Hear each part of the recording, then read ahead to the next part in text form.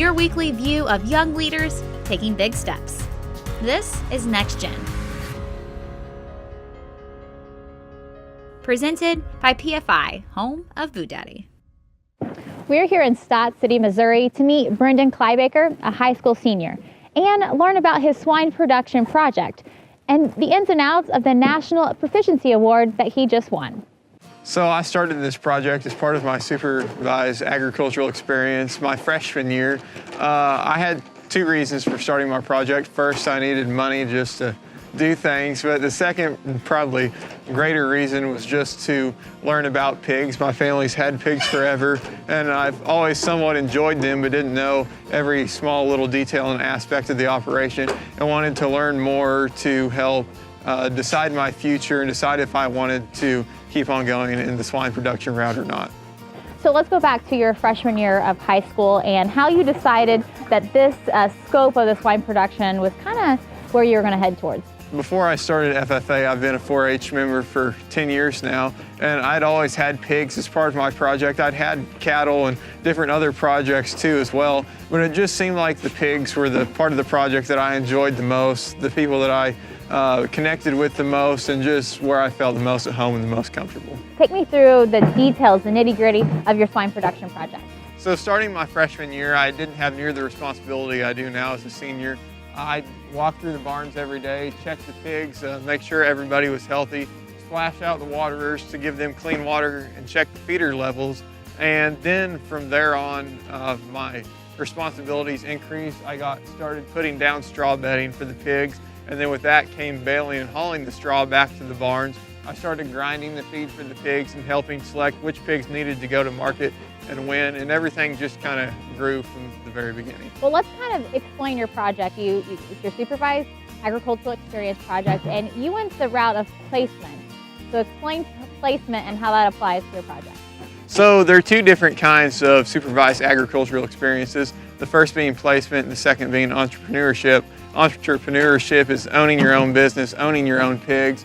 And then for me, I did the placement project, probably at the beginning just for the sole fact of I didn't have the capital needed to start up a big hog farm like this, and it was a great way to get the same experiences and get paid as well without having to raise all that money myself.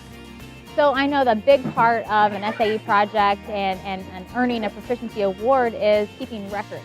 Take me through the type of record keeping that you learned throughout the FFA and throughout this project and how it applies to this.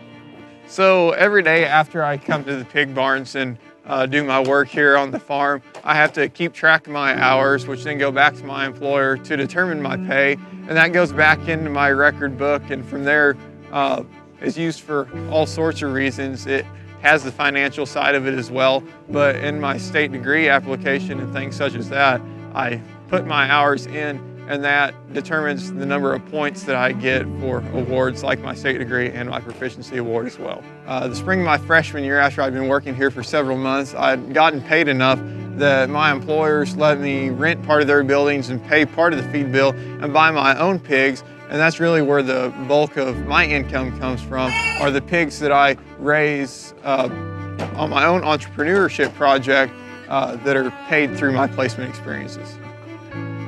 So you talk about hours. So whether it's the dead of winter like it is here today or throughout the spring and summer months, how many hours do you say that, I know you've added them all up, do you spend here on the farm?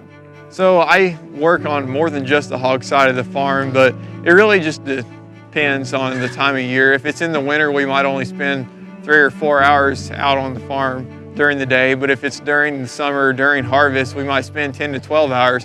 So it all evens out to 6 to 8 hours a day, and really just depends on when the busy seasons are or aren't. So you talked a little bit about the day-to-day aspect of the farm. Let's go a little bit deeper, whether it's the nutrition program and the straw that's being bedded down. What are you looking for each time when you're walking through these barns? So whenever we walk through the barns every day, we look for many things. Like I said, make sure the waterers are clean and scrape everything out of them. Make sure feeder levels are full.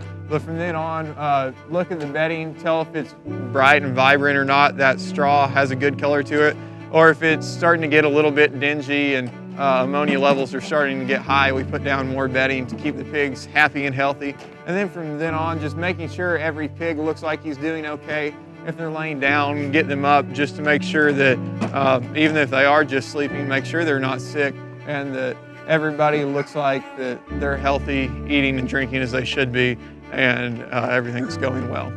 You mentioned your employer. Now, this is a family operation. Your employers are family members, and every member of your family plays different roles. So tie in the family aspect and that relationship of working on the farm with your family, but they're also, your employer. Right. So, like I said, I've been around the pigs forever, and my family is my employer. My father and grandfather are on the farm.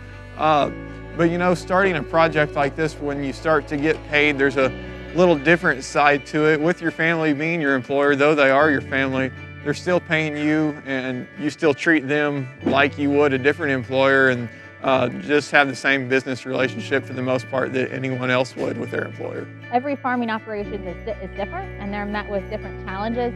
As this being a placement project, what would you say that the greatest challenge that you've overcome in the 3 years of this project you've seen? So starting as a freshman, probably my greatest challenge has been, was back then, I knew I'd been around pigs for a long time, and I thought I knew more about pigs than I did. I hadn't necessarily been around them every day working like I am now, and always thought that maybe I knew a little bit more than I did, and then I might make a decision and it wasn't the right one. Whereas through these last 3 years as a true employee, I've grown in that aspect and side of things, in that I don't know as much as my employers do, and I need to ask those questions to make everything run smoothly, and has just really been a great maturing experience for myself. What's next for you? What would be your ideal collegiate experience? And looking past that, do you want to come back to the family farm? So I'm a senior in high school, graduating in May, and from there on, I'm going to the University of Missouri this fall, majoring in animal science with a swine emphasis, and would like to participate in the collegiate livestock judging team. But from there on, after I graduate, I'd like to work in the swine industry and eventually come back to the family farm, but I don't know where life's going to take me, so I look to the future with hope. Just as Vernon shared with us, no matter if you're learning it on the farm or in the FFA, both are preparing you for your future.